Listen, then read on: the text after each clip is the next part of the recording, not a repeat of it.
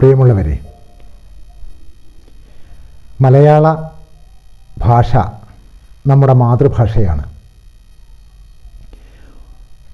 ഏതൊരു വ്യക്തിയും ആദ്യമായി ഭാഷ പഠിക്കുന്നത് അമ്മയിൽ നിന്നാണ്. അമ്മയിൽ നിന്ന് കിട്ടുന്ന ആദ്യത്തെ ഭാഷയെയാണ് മാതൃഭാഷ എന്ന് പറയുന്നത്. നമ്മൾ മാതൃഭാഷ ചെറിയ കാലം മുതലേ പഠിച്ചു വരുന്നു. 1-ാം ക്ലാസ് മുതലോ അതിനു മുമ്പോ തന്നെ ഔപചാരികമായിട്ടുള്ള ഭാഷാ പഠനവും ആരംഭിക്കുന്നു. അപ്പോൾ നമ്മൾ മലയാള ഭാഷയിൽ ആശയങ്ങൾ വിനിമയം ചെയ്യാൻ പ്രാപ്തരാണ്. പക്ഷേ അതുകൊണ്ട് മാത്രം കാര്യമില്ല. നല്ല ഭാഷ പ്രയോഗിക്കാൻ നമുക്ക് സാധിക്കണം. ഉചിതമായ സമയത്ത് ഉചിതമായ പദങ്ങൾ കണ്ടെത്തി പ്രയോഗിക്കാൻ കഴിയുമ്പോഴാണ് ഒരു ഭാഷാപ്രയോഗം നല്ലതായിട്ട് മാറുന്നത്. മാനവ പുരോഗതിയിൽ ഭാഷയ്ക്കുള്ള പങ്ക് നമുക്കറിയാം. ഭാഷാ പഠനം നിസ്സാരമല്ല. കാരണം ഭാഷയാണ് നമ്മുടെ എല്ലാ വളർച്ചയ്ക്കും അടിസ്ഥാനം. ഭാഷയില്ലെങ്കിൽ നമുക്കൊന്നുമില്ല. നമ്മുടെ സംസ്കാരം നമുക്ക് രൂപപ്പെടുത്തി തന്നത് നമ്മുടെ ഭാഷയാണ്. ഭാഷയില്ലെങ്കിൽ നമുക്ക് സാമൂഹ്യ ജീവിതമില്ല. ഭാഷയിലൂടെയാണ് നാം ശാസ്ത്രവും ചരിത്രവും സാഹിത്യവും എല്ലാ അറിവുകളും നമ്മൾ സ്വന്തമാക്കിയത് ഭാഷയിലൂടെയാണ്. ഭാഷ കൊണ്ട് ശത്രുതയുണ്ടാക്കാൻ പറ്റും. ഭാഷ കൊണ്ട് സൗഹൃദം സൃഷ്ടിക്കാൻ സാധിക്കും. ഒരു വാക്കുകൊണ്ട് മുറിവേൽപ്പിക്കുന്നത് ചിലപ്പോൾ ഒരായുധം കൊണ്ട് മുറിവേൽപ്പിക്കുന്നതിനേക്കാൾ ആഴമുള്ള മുറിവായിരിക്കും. മാത്രമല്ല, ആയുധം കൊണ്ടുള്ള മുറിവ് കാലക്രമേണ ഉണങ്ങി ശരിയായി മാറാൻ സാധ്യതയുണ്ട്. എന്നാൽ ചിലപ്പോൾ ഭാഷ കൊണ്ടേറ്റ മുറിവ്, വാക്കുകൊണ്ടേറ്റ മുറിവ് ചിലപ്പോൾ എത്ര കാലം കഴിഞ്ഞാലും അത് ഉണങ്ങില്ല. ഒരു നല്ല വാക്ക് ചിലപ്പോൾ ഏത് ഔഷധത്തെക്കാളും നമുക്ക് ശക്തിയും ഊർജവും തരും. ഒരു സാന്ത്വന വാക്ക് ഒരുപാട് ആശ്വാസമേകുന്നതാണ്. അതുകൊണ്ട് തന്നെ ഭാഷയ്ക്ക് നമുക്കൊരുപാട് ഉത്തേജിപ്പിക്കാനും പ്രചോദിപ്പിക്കാനും അതേപോലെ ഒരുപാട് ശത്രുക്കളെ സമ്പാദിക്കാനും ഒക്കെ ഭാഷയ്ക്ക് കഴിവുണ്ട്. നന്നായി ചീത്ത വിളിച്ചാൽ, നന്നായി ശകാരിച്ചാൽ മാത്രമേ ചിലപ്പോൾ ചിലർക്ക് ആശ്വാസമാവുകയുള്ളൂ. നന്നായി മധുരമായി സംസാരിച്ചാൽ ചിലപ്പോൾ ചെയ്യേണ്ട എന്ന് വിചാരിച്ച കാര്യം പോലും ചിലപ്പോൾ ചെയ്തേക്കാം. ഒരു കഥയുണ്ട്. കാളിദാസനും ഒരു പണ്ഡിതനും കൂടി സഞ്ചരിക്കുമ്പോൾ ആ പണ്ഡിതൻ അദ്ദേഹത്തിന് ഒരു നാസികാചൂർണം കിട്ടാൻ വേണ്ടി അത് വിൽക്കുന്ന ഒരു സ്ത്രീയെ വിളിക്കുകയാണ്. അദ്ദേഹം വിളിച്ചപ്പോൾ അവൾ വന്നില്ല. ഉടനെ അദ്ദേഹം നിരാശനായി. അപ്പോൾ കവിയായ കാളിദാസൻ ചോദിച്ചു, നിങ്ങൾക്കത് ഞാൻ വരുത്തിച്ചു തരട്ടെ എന്ന് ചോദിച്ചു. അപ്പോൾ അദ്ദേഹം പറഞ്ഞു, ശരി, കിട്ടിയാൽ കൊള്ളാമായിരുന്നു. അപ്പോൾ കാളിദാസനും അത് പറഞ്ഞു. ഈ പണ്ഡിതൻ പറഞ്ഞത് തൂർണ്ണമാനീയതാം ചൂർണം എന്നാണ്. വേഗം കുറച്ച് പൊടി കൊണ്ടുപോവാ. കാളിദാസൻ പറഞ്ഞു, അതുതന്നെയാണ് കാളിദാസനും പറഞ്ഞത്. പക്ഷേ അവിടെ ഭാഷ ഒന്ന് ചെറുങ്ങനെ മാറി. തൂർണ്ണമാനീയതാം ചൂർണം പൂർണ്ണചന്ദ്രനിഭാനനി. ഹേ സുന്ദരി, കുറച്ച് നാസികാചൂർണം തന്നാലും. ഇത് കേട്ടപ്പോൾ അവൾ കൊണ്ടുവന്ന് കൊടുത്തു എന്നാണ്. ഇത് ചെറിയൊരു സംഭവമാണെങ്കിലും, ചെറിയൊരു കാര്യമാണെങ്കിലും ഇവിടെ പറയുന്നത് ഭാഷ, നല്ലൊരു ഭാഷ കൊണ്ട് ചിലപ്പോൾ നമുക്ക് ഒരുപാട് കാര്യങ്ങൾ നേടിയെടുക്കാൻ സാധിക്കും.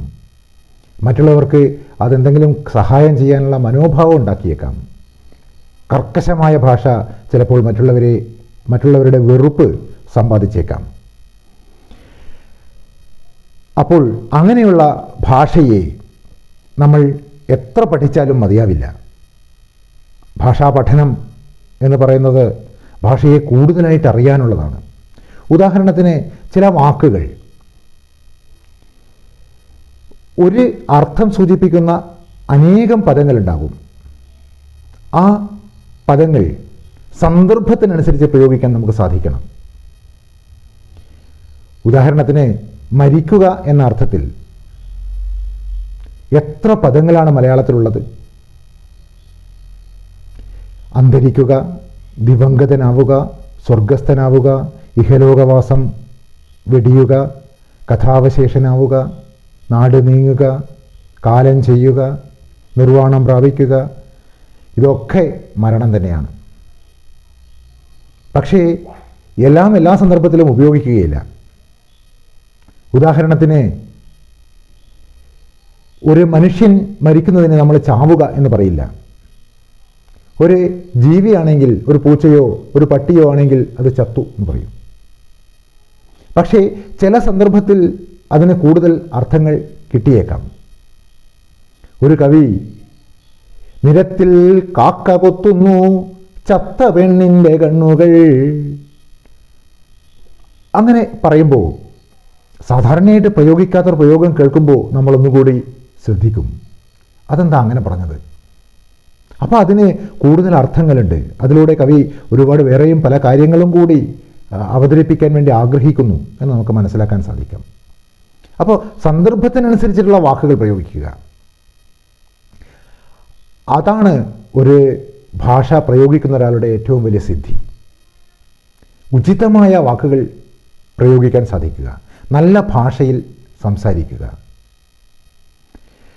ഒരേ അർത്ഥം സൂചിപ്പിക്കുന്ന വേറെ ധാരാളം പദങ്ങളുണ്ട്. ഉദാഹരണത്തിന് ഭർത്താവ് എന്ന അർത്ഥത്തിൽ നാഥൻ, പതി, കാന്തൻ, പ്രിയൻ, വല്ലഭൻ, ഇങ്ങനെയൊക്കെ ഇതിനൊക്കെ അർത്ഥം ഒന്ന് തന്നെയാണ്. പക്ഷേ അത് സന്ദർഭത്തിനനുസരിച്ച് പ്രയോഗിക്കുക എന്നുള്ളതാണ്. ഉദാഹരണത്തിന് എല്ലാത്തിനും അർത്ഥം ഭർത്താവ് എന്നാണെങ്കിലും, പ്രിയനായാലും നാഥനായാലും വല്ലഭനായാലും കാന്തനായാലും ഭർത്താവാണെങ്കിലും ഇതിന് ഓരോന്നിനും ഓരോ തരത്തിലുള്ള അർത്ഥമാണ്. സ്നേഹമുള്ളൊരു ഭർത്താവാണെങ്കിൽ മാത്രമേ അയാൾ പ്രിയനാകുകയുള്ളൂ. സൗന്ദര്യമുള്ള ആളാണ് കാന്തൻ, കഴിവുള്ള ആളാണ് വല്ലഭൻ, രക്ഷകനായിട്ടുള്ള ആളാണ് നാഥൻ.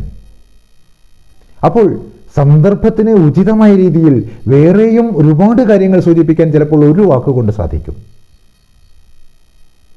ആ രീതിയിൽ ഭാഷയുടെ പ്രയോഗം നമ്മൾ കണ്ടെത്തുകയാണ് ഒന്നാമതായിട്ട് വേണ്ടത്. ഭാഷാപ്രയോഗം നമുക്ക് മനസ്സിലാക്കിയെടുക്കാൻ സാധിക്കേണ്ടതുണ്ട്. ഉചിതമായ പദങ്ങൾ, സന്ദർഭത്തിന് യോജിച്ച പദങ്ങൾ നമുക്ക് അവതരിപ്പിക്കാൻ സാധിക്കണം. അതുകൊണ്ടാണ് ഭാഷാപിതാവ് ആയിട്ടുള്ള എഴുത്തച്ഛൻ നടത്തുന്ന പ്രാർത്ഥന, അതിൽ പറയുന്നത് ഭാരതീ പദാവലി തോന്നിയണം കാലേ കാലേ പാരാതെ സലക്ഷണം മേന്മേൽ മംഗലശീലി എന്നാണ്.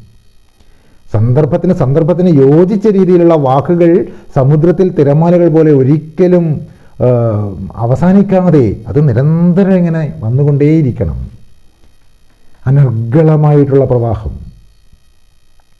അപ്പോൾ ഇത്തരത്തിലുള്ള പ്രാവീണ്യം നമ്മൾ ഭാഷയിലൂടെ നേടിയെടുക്കണം. ചിലപ്പോൾ നമ്മൾ വിചാരിക്കും മലയാളം നമുക്ക് എല്ലാവർക്കും അറിയാലോ, എല്ലാവരും പറയുന്നതല്ലേ ഭാഷ പഠിക്കുക എന്ന് പറഞ്ഞാൽ എന്താണ്, സംസാരിക്കാനും വായിക്കാനും എഴുതാനും പഠിച്ചാൽ മതിയല്ലോ. അതുമാത്രമല്ല, ഭാഷയുടെ പഠനം കൂടുതലായിട്ട് നമ്മൾ മനസ്സിലാക്കണം. ഭാഷയുടെ സൗന്ദര്യം നമുക്ക് മനസ്സിലാക്കാൻ സാധിക്കണം. സാഹിത്യകാരന്മാരാണ് ഭാഷ ഏറ്റവും മനോഹരമായിട്ട് ഉപയോഗിച്ചത്. ഭാഷയുടെ സൗന്ദര്യ അംശം പൂർണ്ണമായിട്ടും മനസ്സിലാക്കി അവതരിപ്പിച്ച ആൾക്കാരാണ് സാഹിത്യകാരന്മാർ. അതുകൊണ്ട് തന്നെ ഭാഷയുടെ ഏറ്റവും നല്ല പ്രയോഗം നമുക്ക് കാണാൻ സാധിക്കുന്നത് സാഹിത്യകൃതികളിലാണ്. സാഹിത്യകൃതികളിൽ, വിശേഷിച്ചും കവിതകളിൽ, ആ ഭാഷയുടെ ഏറ്റവും നല്ല സൗന്ദര്യ അംശം നമുക്ക് കണ്ടെത്താൻ സാധിക്കുന്നു. അതുകൊണ്ട് നമ്മൾ കവിത കൂടുതലായിട്ട് പഠിക്കേണ്ടി വരുന്നു. ഇവിടെയും നമുക്ക് ചിലപ്പോൾ സംശയം തോന്നിയേക്കാം. നമുക്ക് എല്ലാവർക്കും മലയാളം അറിയാലോ. മലയാളത്തിലുള്ളൊരു കാര്യം, ഇപ്പോൾ ഉദാഹരണത്തിന് വൈക്കം മുഹമ്മദ് ബഷീറിൻ്റെ ഒരു നോവല്, അത് മലയാളത്തിലാണ്, എല്ലാവർക്കും അറിയാവുന്നതാണ്. അത് മാഷ് വായിച്ചാലും കുട്ടി വായിച്ചാലും ആര് വായിച്ചാലും ഒരേപോലെ കേൾക്കാം, തീർച്ചയായിട്ടും. പക്ഷേ സാഹിത്യത്തോട് ആഭിമുഖ്യമുള്ള, സാഹിത്യ കൃതികളൊക്കെ വായിച്ച് ശീലമുള്ള ഒരാൾ വായിക്കുമ്പോൾ അതിൽ ചിലപ്പോൾ കൂടുതലായിട്ട് പലതും കണ്ടെത്താൻ സാധിക്കും. അങ്ങനെയുള്ള ഒരു പരിശീലനമാണ് നമ്മൾ ഭാഷാ പഠനത്തിലൂടെ ഉദ്ദേശിക്കുന്നത്. വേറൊരു ഭാഷയിലെ സാഹിത്യകൃതിയാണെങ്കിലും ഇങ്ങനെ തന്നെയാണ്. അവിടെയും നമുക്ക് അതിൻ്റെ കൃത്യമായിട്ടുള്ളൊരു മീനിങ്, അതിൻ്റെ ഒരു അർത്ഥം, അതിൻ്റെ സാരം നമുക്ക് കിട്ടിയതുകൊണ്ട് അവിടെ സാഹിത്യ പഠനം പൂർണ്ണമാകുന്നില്ല. ഇംഗ്ലീഷിലോ ഹിന്ദിയിലോ മറ്റേതെങ്കിലും ഭാഷകളിലോ ഉള്ള ഒരു സാഹിത്യകൃതി നമ്മൾ പഠിക്കുമ്പോൾ അതിന് തുല്യമായിട്ടുള്ള മലയാള പദം നമുക്ക് കിട്ടിയതുകൊണ്ട്, അല്ലെങ്കിൽ അതിൻ്റെ അർത്ഥം നമുക്ക് മനസ്സിലായതുകൊണ്ട് അവിടെ അർത്ഥം മാത്രമേ നമ്മുടെ ഹൃദയത്തിലേക്ക് എത്തുന്നുള്ളൂ, നമ്മുടെ മനസ്സിലേക്ക് എത്തുന്നുള്ളൂ. ആ സാഹിത്യകൃതി എത്തുന്നില്ല. സാഹിത്യ പഠനം അപ്പോഴും അവിടെ ബാക്കിയാകുകയാണ്. അപ്പോൾ ഒരു വാക്കിൻ്റെ അർത്ഥം കിട്ടലല്ല ഒരു സാഹിത്യ പഠനം. ഇനി വാക്കിൻ്റെ അർത്ഥത്തിനും ചിലപ്പോൾ പല പ്രയോഗ വ്യത്യാസങ്ങളുണ്ടാവാം. നമുക്ക് വാക്കിൻ്റെ ഒരു ഡിക്ഷണറിയിലും കാണാത്ത ചില പ്രയോഗങ്ങൾ കവികൾ പ്രയോഗിക്കുന്നത് കാണാം. ഉദാഹരണത്തിന് കാലഹസ്തം എന്ന് വൈലോപ്പിള്ളി ശ്രീധരമേനോൻ ഒരു കവിതയിൽ പ്രയോഗിക്കുന്നു. കാലഹസ്തം എന്നുള്ള വാക്ക് നമ്മൾ നോക്കിയാൽ, ഡിക്ഷണറി നോക്കിയാൽ അന്തകൻ്റെ കൈ അല്ലെങ്കിൽ മരണത്തിൻ്റെ കൈ എന്ന് മാത്രമാണ് അർത്ഥം കാണുക. ഇവിടെ വൈലോപ്പിള്ളി ആ അർത്ഥം വ്യക്തമാക്കുന്നതോടൊപ്പം തന്നെ മറ്റൊരു വിശേഷാർത്ഥവും കൂടി കാണുന്നു. ഒരു ആനയുടെ തുമ്പിക്കൈയെയാണ് കവി ഉദ്ദേശിക്കുന്നത്.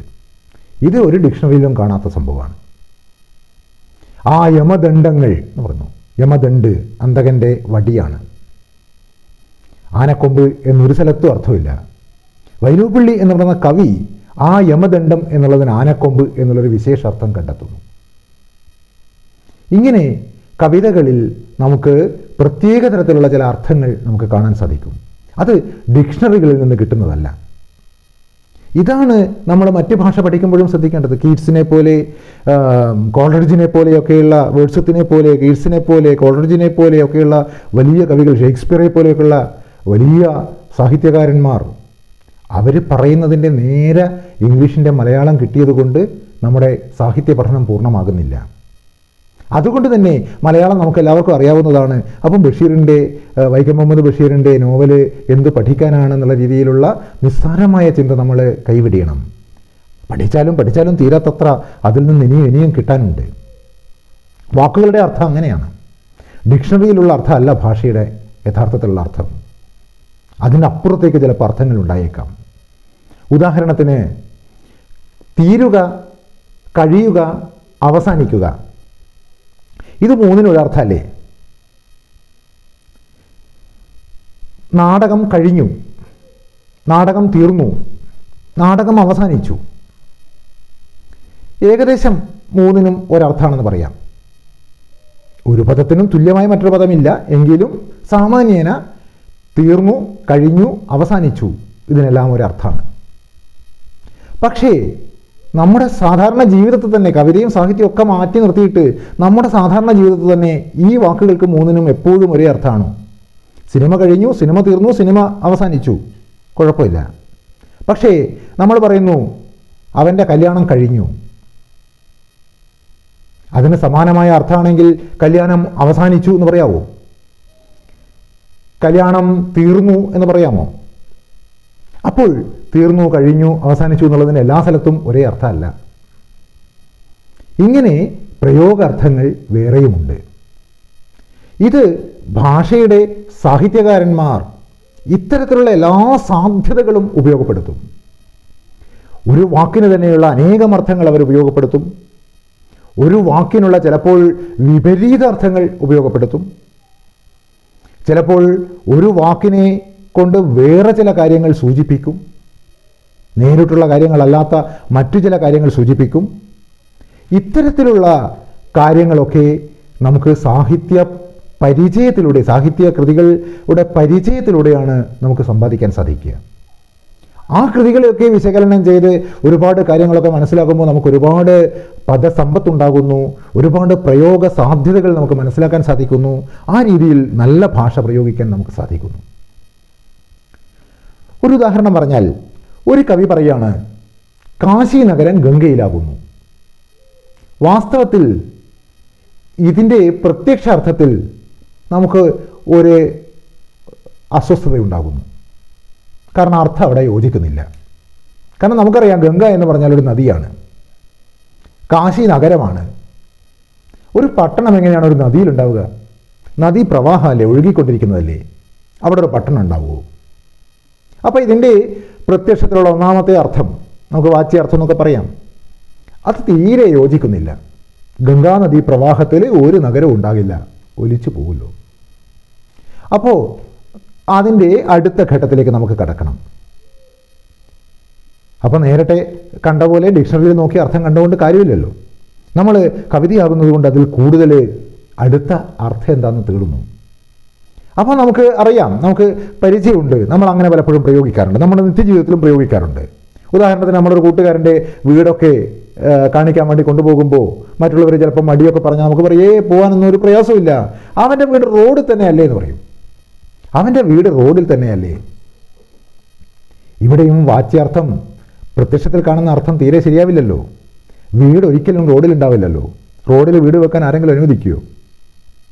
പിന്നെ വാഹനം എങ്ങനെ പോകും? അപ്പോൾ നമുക്കെല്ലാവർക്കും അറിയാം, പറയുന്ന എല്ലാവർക്കും അറിയാം, വീട് റോഡിൽ തന്നെയാണ് എന്ന് പറഞ്ഞാൽ റോഡിൻ്റെ അടുത്താണ്, റോഡിൻ്റെ പാർശ്വഭാഗത്താണ്, റോഡിൻ്റെ സൈഡിലാണ്.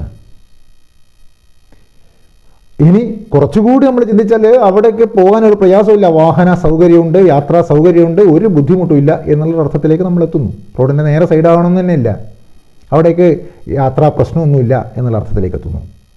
ഈ ഒരു രീതി നമ്മുടെ നിത്യജീവിതത്തിൽ തന്നെ ഉണ്ടെങ്കിൽ സാഹിത്യകൃതികളിൽ അതിനേക്കാൾ എത്രയോ കൂടുതൽ അത് പ്രയോഗിക്കപ്പെടുന്നു. അപ്പോൾ കാശി നഗരം ഗംഗയിലാണ് എന്ന് പറഞ്ഞാൽ കാശി നഗരം ഗംഗയുടെ തീരത്താണ് എന്നുള്ള രണ്ടാമത്തെ ഒരു അർത്ഥത്തിലേക്ക് എത്തുന്നു. ഇത് ആ അർത്ഥത്തിലേക്ക്, ആ ലക്ഷ്യത്തിലേക്ക് നമ്മൾ എത്തുകയാണ്. അതുകൊണ്ട് ഇതിന് ലക്ഷ്യാർത്ഥം എന്നൊക്കെ പറയും. അപ്പോൾ ഗംഗയുടെ തീരത്താണ്, അത് ഏകദേശം ശരിയാകുന്നുമുണ്ട്, കുഴപ്പമില്ല, ശരിയാണ്. കാശി നഗരം ഗംഗയുടെ തീരത്താണ്.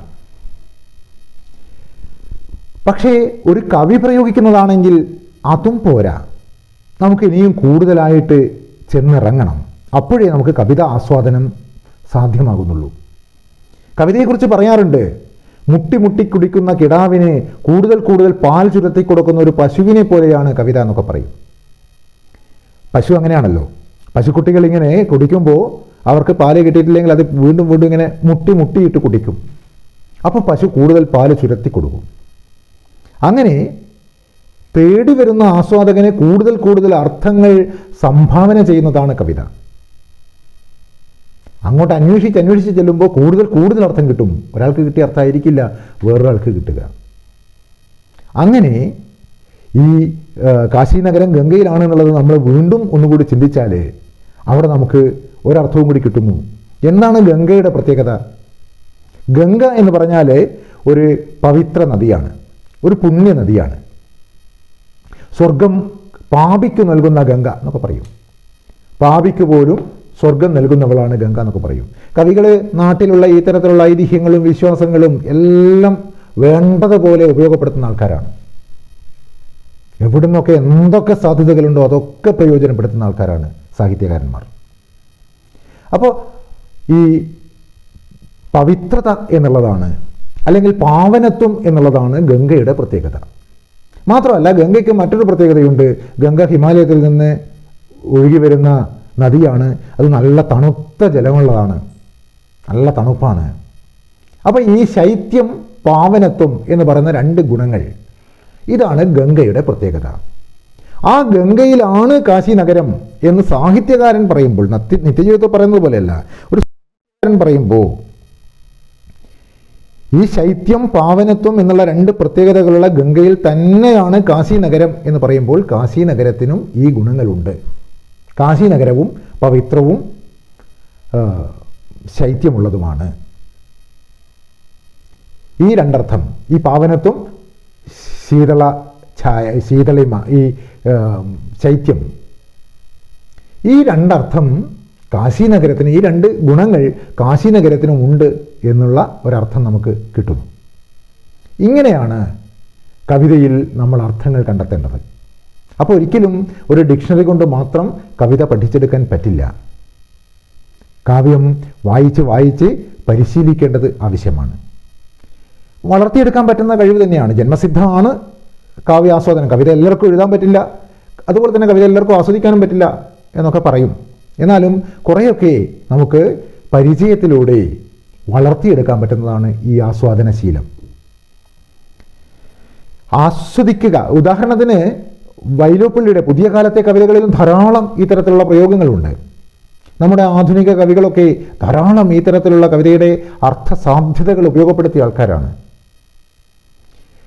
ഒന്നിൻ്റെ വിപരീതാർത്ഥം പോലും പലപ്പോഴും ഉപയോഗപ്പെടുത്താറുണ്ട്.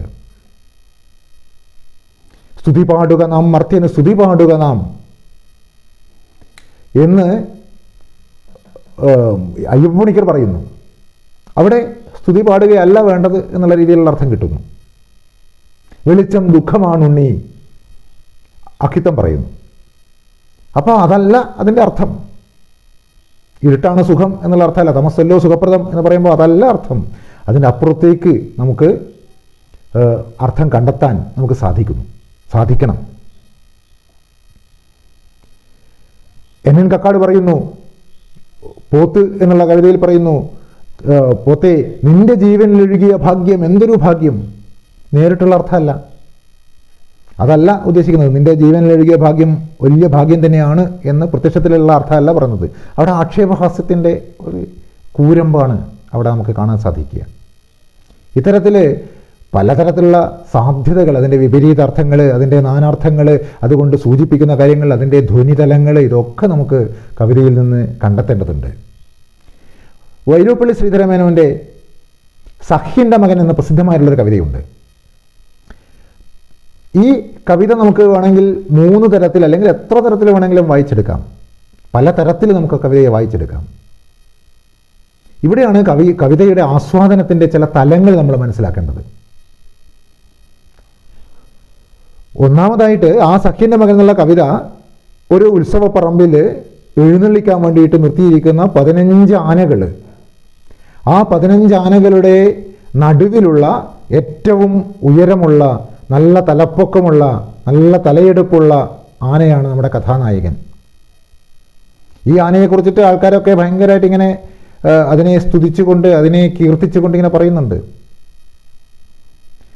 പക്ഷേ ഈ ഉത്സവം നടന്നുകൊണ്ടിരിക്കെ ആനയ്ക്ക് പെട്ടെന്ന് മദം പൊട്ടുന്നു. മദം പൊട്ടിയ ആന അവിടുന്ന് മുന്നോട്ടേക്ക് കുതിക്കുന്നു, പലരെയും ചവിട്ടി ഞെരിക്കുന്നു, പലതും കുത്തി മലർത്തുന്നു. ആൾക്കാരൊക്കെ പുറത്തേക്ക് ഓടി രക്ഷപ്പെടുന്നു, ഗോപുരവാതിൽ അടയ്ക്കുന്നു. പിറ്റേ ദിവസം കാലത്ത് ആ മനുഷ്യന്മാർ തിരിച്ചെത്തുന്നു. ആ കൂട്ടത്തിൽ ഒരു മനുഷ്യൻ, ഒരു പട്ടാളക്കാരൻ ഈ മതിലിൻ്റെ മുകളിൽ കയറി നിന്ന് ആ ആനയെ വെടിവെച്ച് വീഴ്ത്തുന്നു. ഇതാണ് കഥ. ഇത് ഈ രീതിയിൽ മാത്രമായിട്ട് വേണമെങ്കിൽ ഒരാൾക്ക് ആസ്വദിച്ച് പോകാം. നല്ല ആനയായിരുന്നു, ഭയങ്കര തലയെടുപ്പായിരുന്നു, അയ്യോ മതം പൊട്ടിപ്പോയല്ലോ എന്നൊക്കെ പറഞ്ഞിട്ട് ആസ്വദിച്ചിട്ട് ആ രീതിയിൽ, ഇത് ആസ്വാദനത്തിൻ്റെ ഒന്നാം ഘട്ടം മാത്രമേ ആകുന്നുള്ളൂ. ഇനി വേണമെങ്കിൽ കുറച്ചുകൂടി അതിനെ അടുത്തറിഞ്ഞുകൊണ്ട് ഈ ആനയ്ക്കും മനുഷ്യനെ പോലെ തന്നെ ഭൂമിയിൽ ജീവിക്കാനുള്ള അവകാശമുണ്ട്. ആന എന്ന് പറഞ്ഞ ജീവിക്കും ചിന്തയും വികാരങ്ങളും ഒക്കെയുണ്ട്, ചേതോ വികാരങ്ങളൊക്കെ ഉണ്ട്. വൈക്കം മുഹമ്മദ് ബഷീറിൻ്റെ ഭാഷയിൽ ഭൂമിയുടെ അവകാശിയാണ് ഈ ആനയും. നമുക്ക് അങ്ങനെയൊക്കെ കാണാം. ഈ ആനയും ഭൂമിയിൽ ജീവിക്കാൻ മനുഷ്യനെ പോലെ തന്നെ അവകാശമുള്ളതാണ്. ഇങ്ങനെ മനുഷ്യൻ്റെ അടിമയായി നിൽക്കേണ്ടതല്ല ഈ സഖ്യപുത്രനായിട്ടുള്ള ഈ ഗജരാജൻ. അങ്ങനെയൊക്കെ നമുക്ക് ചിന്തിക്കാം.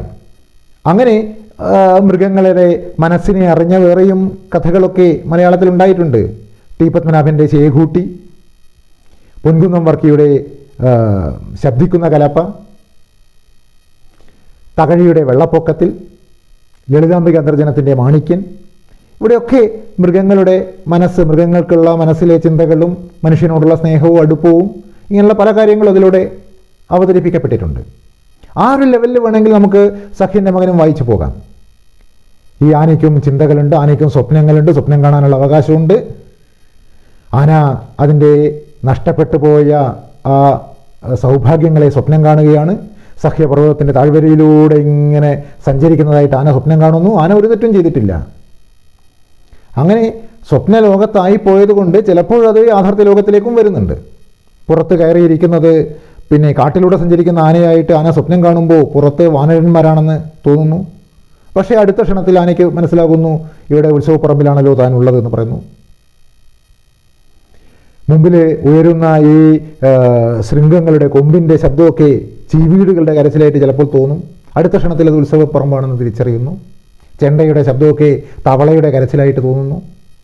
അങ്ങനെ കൃത്യമായിട്ടും ഈ വനത്തിലൂടെ സഞ്ചരിക്കുന്നതായിട്ട് സ്വപ്നം കാണുന്ന ഒരു ആന, ആ ആനയ്ക്ക് തൻ്റെ മുമ്പിൽ മറ്റു കുറേ ആനകൾ പോയിട്ടുണ്ട്, പിടിയാനകൾ പോയിട്ടുണ്ട് എന്ന് തോന്നുന്നു. അവരുടെ അടുത്തേക്ക് എത്താനായിട്ട് ഈ ആന കുതിക്കുകയാണ്. അത് യാഥാർത്ഥ്യമായിട്ട് മാറിപ്പോകുന്നു. അപ്പോൾ തൻ്റെ കാലിൽ എന്തോ കെട്ടിയിട്ടുണ്ട്, ചങ്ങല കൊച്ചി കെട്ടിയിരിക്കുകയാണ്. പക്ഷേ ആനയ്ക്ക് തോന്നുന്നത് കാട്ടിലുള്ള വള്ളിപ്പടർപ്പാണതെന്നാണ്. ആ വള്ളിപ്പടർപ്പ് കൊണ്ട് തൻ്റെ കാല് കുടുങ്ങിയിട്ടുണ്ട്, അതൊന്ന് പൊട്ടിച്ച് കളയെന്ന് വെച്ചിട്ട് വലിച്ച് കാല് മുന്നോട്ട് വയ്ക്കുന്നു. അപ്പോൾ ഈ ചങ്ങല പൊട്ടിത്തെറിക്കുന്നു. ഈ രീതിയിൽ ഈ ആനയുടെ ചേതോ വികാരങ്ങളെ അവതരിപ്പിക്കുന്നൊരു കവിതയായിട്ട് നമുക്ക് കാണാം. ഇത് വായനയുടെ ഒരു രണ്ടാം ഘട്ടം മാത്രമേ എത്തുന്നുള്ളൂ. അപ്പോഴും സഖ്യൻ്റെ മകൻ എന്നുള്ള കവിത അവിടെ ബാക്കി നിൽക്കുന്നു. വീണ്ടും നമ്മൾ കൂടുതലായിട്ട് ആഴത്തിലേക്ക് ഇറങ്ങി ചിന്തിക്കുമ്പോൾ, നേരത്തെ പറഞ്ഞ പോലെ മുട്ടി കുടിക്കൽ കവിതയെ നമ്മൾ കൂടുതലായിട്ട് തേടി പോകുമ്പോൾ നമുക്ക് പുതിയ പുതിയ അർത്ഥങ്ങൾ കിട്ടുന്നു. അപ്പോൾ ആ വായനയിൽ നമുക്ക് മനസ്സിലാകുന്നു, ഇവിടെ ആനയേ ഇല്ല. ഇവിടെ ആനയെക്കുറിച്ചിട്ടല്ല വൈലോപ്പിള്ളി പറയുന്നത്. പകരം ഈ പൊൻപട്ടം കെട്ടി പൊൽത്തിടം പേറി നിൽക്കുന്ന ആ ഗജരാജൻ ഒരു ആധുനിക കാലത്ത് ജീവിക്കുന്ന ഒരു മനുഷ്യനാണ്. ഒരുപാട് ഉത്തരവാദിത്തങ്ങളും ഒരുപാട് കടമകളും കടപ്പാടുകളും ഒക്കെ ആയിട്ട് ചില ഔദ്യോഗിക പദവികളൊക്കെ വഹിക്കുന്ന ഒരു മനുഷ്യനായിട്ട് നമുക്ക് ആ ആനയെ കാണാം. പൊൻപട്ടം കെട്ടി പൊൽത്തിടം പേറി നിൽക്കുന്നത് ഒരുപാട് പദവികളും ഒരുപാട് ഉത്തരവാദിത്തങ്ങളൊക്കെയുള്ള ഈ സമൂഹത്തിൽ ജീവിക്കുന്ന ഒരു മനുഷ്യനാണ്. അയാൾ നേരായ വഴിക്ക് കാര്യങ്ങളൊക്കെ ചെയ്തു പോകുമ്പോൾ എല്ലാവരും അയാളെ വാഴ്ത്തുന്നു. ആ ആനയെ കുറിച്ചിട്ട് പുകഴ്ത്തി പറഞ്ഞതുപോലെ ഈ ആളെക്കുറിച്ചിട്ട് ആളുകളൊക്കെ പ്രോത്സാഹിപ്പിക്കുന്നു, അവരെ പുകഴ്ത്തി സ്തുതിച്ചുകൊണ്ട് പാടുന്നു. പക്ഷേ ആ മനുഷ്യൻ സാമൂഹ്യ ജീവിതം ഭംഗിയായി നിർവഹിക്കുമ്പോൾ അയാളുടെ വ്യക്തി ജീവിതം അതിന് പ്രസക്തിയേയില്ല. ആ വ്യക്തി ജീവിതത്തിന് പ്രസക്തിയേയില്ല. വൈയക്തിക ജീവിതം മാറ്റിവെച്ചിട്ട് ഔദ്യോഗിക ജീവിതം ഭംഗിയായി നിർവഹിക്കുന്ന ഒരു മനുഷ്യനെ നമുക്ക് ഈ പൊൽത്തിടം പേറി നിൽക്കുന്ന ആനയെ, പൊൽത്തിടം പേറ്റി നിൽക്കുന്ന ഈ പൊൻപട്ടം അണിഞ്ഞു നിൽക്കുന്ന ആനയിൽ കാണാം. പക്ഷേ ഏതെങ്കിലും ഒരു നിമിഷം ആ മനുഷ്യൻ അവൻ്റെ സഹജവാസനകൾ കൊണ്ട്, അവൻ്റെ വൈയക്തിക ജീവിതത്തിന് പ്രാധാന്യം കൊടുത്തുകൊണ്ട് അവൻ ആ രീതിയിൽ പെരുമാറിയാൽ ചിലപ്പോൾ സമൂഹം അവനെ കുറ്റക്കാരനായിട്ട് കാണും. ആ മനുഷ്യനെ, അദ്ദേഹത്തെ കുറ്റക്കാരനായിട്ട് കണ്ടേക്കാം. ചിലപ്പോൾ സമൂഹം ശിക്ഷിക്കുകയും ചെയ്തേക്കാം. ആ തരത്തിൽ ഒരു സമൂഹം ശിക്ഷിക്കപ്പെടുന്ന, തൻ്റെ മനസ്സ് പറഞ്ഞതുപോലെ പ്രവർത്തിച്ചതിനാൽ സമൂഹം കുറ്റക്കാരനായി കണ്ട് ശിക്ഷിക്കപ്പെട്ട ഒരു മനുഷ്യനെ നമുക്ക് ഈ ആനയിൽ കാണാം. കൂടുതലായിട്ട് നമ്മൾ വായിക്കുമ്പോൾ നമുക്കവിടെ മനുഷ്യ മനസ്സിൻ്റെ അവസ്ഥകളെക്കുറിച്ചിട്ടും അതിൻ്റെ 3 തലങ്ങളെക്കുറിച്ചിട്ടും, അവിടെ ബോധമനസ്സ്, ഉപബോധമനസ്സ്, അബോധമനസ്സ് എന്നിങ്ങനെയുള്ള 3 തലങ്ങളെക്കുറിച്ചിട്ടും മനുഷ്യ മനസ്സിനെ നിയന്ത്രിക്കുന്ന ഇത്, ഈഗോ, സൂപ്പർ ഈഗോ എന്നിങ്ങനെയുള്ള 3 ശക്തികളെക്കുറിച്ചിട്ടും ഒക്കെ നമുക്ക് ഈ കവിത വായിക്കുമ്പോൾ നമുക്കതിൽ നിന്ന് മനസ്സിലാക്കാൻ സാധിക്കുന്നു. ഇത്തരത്തിലുള്ള അറിവുകൾ കൂടി നമ്മൾ ചേർത്ത് വെച്ചിട്ട് നമുക്ക് കിട്ടിയ ഈ തരത്തിലുള്ള മനഃശാസ്ത്രത്തിൽ നിന്ന് പോലും കിട്ടുന്ന അറിവുകൾ, അതും കൂടി നമ്മൾ ചേർത്ത് വെച്ച് കവിത വായിക്കുമ്പോൾ കവിതയിൽ നിന്ന് പുതിയ പുതിയ അർത്ഥങ്ങൾ നമുക്ക് കണ്ടെത്താൻ സാധിക്കുന്നു. ഈ രീതിയിലാണ് നമ്മൾ കാവ്യാസ്വാദനം നടത്തേണ്ടത്. മറ്റ് അറിവുകൾ കൂടി ചേർത്ത് വെച്ചുകൊണ്ട് നമ്മൾ കവിതയെ പഠിക്കുമ്പോൾ, കവിത മാത്രമല്ല ഏത് സാഹിത്യകൃതിയും പഠിക്കുമ്പോൾ നമുക്കതിൽ നിന്ന് കൂടുതൽ അറിവുകൾ ഉണ്ടാകുന്നു. അപ്പോൾ അതാണ് പറഞ്ഞത്, കാവ്യാസ്വാദനം വെച്ചാൽ വെറുതെ വാക്കുകളുടെ അർത്ഥം അറിഞ്ഞാൽ മാത്രം ആസ്വാദനമാകില്ല. ആ കവി പ്രയോഗിച്ച പ്രത്യേകതകൾ, അവിടെ പ്രയോഗിച്ച ഭാഷ, അതിൻ്റെ സൗന്ദര്യം, അതിൻ്റെ ഔചിത്യം, ആ കവിതയിലെ വികാരം, ആ കവിത കൊണ്ട് കൊണ്ടുവരുന്ന ഉദ്ദേശ്യങ്ങൾ, അങ്ങനെ അതിൻ്റെ ശബ്ദ സൗന്ദര്യം, അതിൻ്റെ ശബ്ദതലം, അതിൻ്റെ അർത്ഥതലം, അതിൻ്റെ വികാരതലം, അതിൻ്റെ ഭാവതലം, അങ്ങനെ ഒക്കെ ഒരുപാട് കാര്യങ്ങൾ നമുക്ക് കാവ്യാസ്വാദനത്തിൽ നമുക്ക് മനസ്സിലാക്കേണ്ടതുണ്ട്. ഇതൊക്കെ ഉൾക്കൊള്ളുമ്പോൾ നമ്മളെ ഒരു സംസ്കാര സമ്പന്നനാക്കി മാറ്റാൻ പ്രാപ്തമായ പല കാര്യങ്ങളും നമുക്ക് സാഹിത്യകൃതികളിൽ നിന്ന് കിട്ടുന്നു. അത് തിരിച്ചറിയലാണ് വാസ്തവത്തിൽ സാഹിത്യ പഠനം, ഭാഷാ പഠനം. അതാണ് നമ്മുടെ മലയാള പഠനം. ഒരുപാട് കാര്യങ്ങൾ നമുക്ക് അറിയാനുണ്ട്. നമ്മുടെ സമൂഹത്തിൽ ഒരുപാട് കാര്യങ്ങൾ നമുക്ക് ചെയ്തു വെക്കാനുണ്ട്, നമുക്ക് പറയാനുണ്ട്, നമുക്ക് അവതരിപ്പിക്കാനുണ്ട്. ഇതൊക്കെ നമ്മുടെ ക്ലാസ്സുകളിൽ നിന്ന്, മലയാളം ക്ലാസ്സുകളിൽ നിന്ന് നമുക്ക് കിട്ടേണ്ടതാണ്. നമ്മുടെ സമകാല സമൂഹം, അതിനെ നമുക്ക് നോക്കിക്കാണാൻ സാധിക്കണം. നമ്മുടെ പ്രകൃതിയെ നമുക്ക് നോക്കിക്കാണാൻ സാധിക്കണം. നമ്മുടെ ഭാഷയെ നമുക്ക് സ്നേഹിക്കാൻ സാധിക്കണം. നമ്മുടെ രാജ്യത്തെ, നമ്മുടെ നാടിനെ നമുക്ക് അഭിമാനത്തോടു കൂടിയിട്ട് നമുക്ക് നാടിനെ സംരക്ഷിക്കാൻ ദേശ സ്നേഹമുള്ളവരായിട്ട് നമുക്ക് മാറാൻ സാധിക്കണം. ഈ കാര്യങ്ങളെക്കുറിച്ചിട്ടൊക്കെ കൃത്യമായിട്ടുള്ളൊരു അവഗാഹം നമുക്ക് ഉണ്ടാക്കിയെടുക്കാൻ സാധിക്കണം. നമുക്ക് കൃത്യമായിട്ടുള്ള ധാരണകൾ ഉണ്ടാക്കിയെടുക്കാൻ സാധിക്കണം. കൂടാതെ നമ്മൾ അവതരിപ്പിച്ച ധാരണകൾ നമുക്ക് രേഖപ്പെടുത്താൻ സാധിക്കണം, നമുക്ക് അവതരിപ്പിക്കാൻ സാധിക്കണം. ഇതൊക്കെ നമുക്ക് ഭാഷാ ക്ലാസ്സുകളിൽ നിന്ന് കിട്ടേണ്ടതാണ്. എത്രയോ ആൾക്കാരുണ്ട്, അറിവ് കൂടുതലുണ്ട്, പക്ഷേ അതിൻ്റെ പ്രസൻറ്റേഷൻ അത് കാര്യമായിട്ട് ചെയ്യാൻ പറ്റാത്ത, അത് അവതരിപ്പിക്കാൻ പ്രയാസമുള്ള ആൾക്കാരുണ്ട്. ആ പ്രയാസങ്ങൾ നമുക്ക് ക്ലാസ്സുകളിൽ നിന്ന് മാറ്റിയെടുക്കാൻ നമുക്ക് സാധിക്കണം. ഈ നേടിയ അറിവുകൾ അത് രേഖപ്പെടുത്തി വെക്കാനും, അത് ആസ്വാദന കുറിപ്പുകളാക്കിയിട്ട് എഴുതി വെക്കാനും, അത് ക്ലാസ്സുകളിലൊക്കെ അവതരിപ്പിക്കാനും നമുക്ക് സാധിക്കണം. അങ്ങനെ അവതരണത്തിന് കൂടി പ്രാധാന്യമുള്ള ഒന്നായിട്ട് ഭാഷാ ക്ലാസ്സുകൾ മാറേണ്ടതുണ്ട്. അതിനായിട്ട് നിങ്ങളുടെ എല്ലാ ശ്രമങ്ങളും ഉണ്ടാകട്ടെ. തുടർന്നും നമുക്ക് കാണാം.